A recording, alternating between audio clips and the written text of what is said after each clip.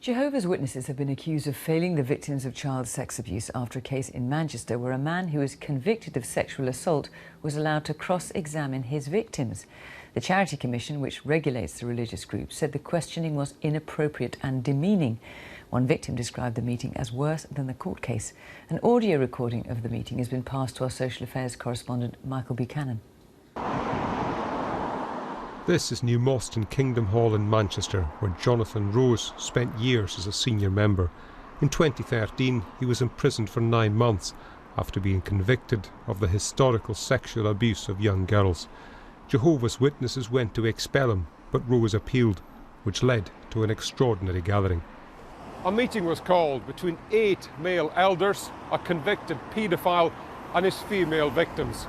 Over the course of an evening, the women had to recount what had happened to them, while he, Jonathan Rose, got to interrogate them.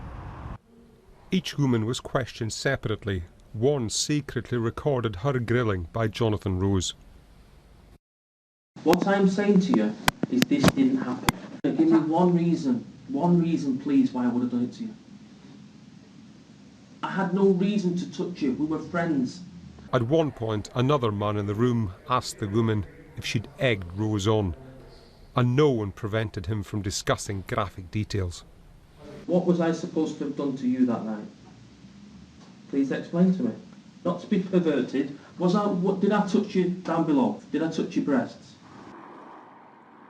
One victim said she didn't even know Rose was going to be at the Kingdom Hall.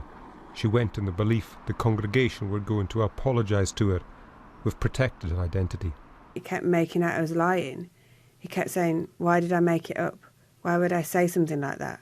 And at no point did I feel like he was going to admit it. So as soon as I knew he wasn't going to admit it, there was no remorse, no sorry.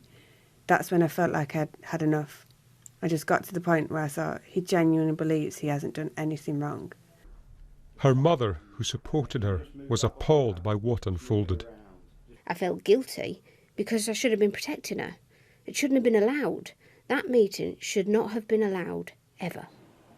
Jehovah's Witnesses say this evening that they have robust child protection policies and put appropriate restrictions on anyone found guilty of sexual abuse. Today's report, however, said their actions in Manchester failed the women. It has to be dealt with in a way that is sensitive to the victims who have gone through this terrible ordeal, but also in a way that the public would expect this to be dealt with. And in this case, they let the victims down. Though Jonathan Rose was expelled from the Kingdom Hall, the meeting here should clearly not have happened. And the Charity Commission have wider concerns about how Jehovah's Witnesses handle sex abuse allegations and are carrying out a broader inquiry.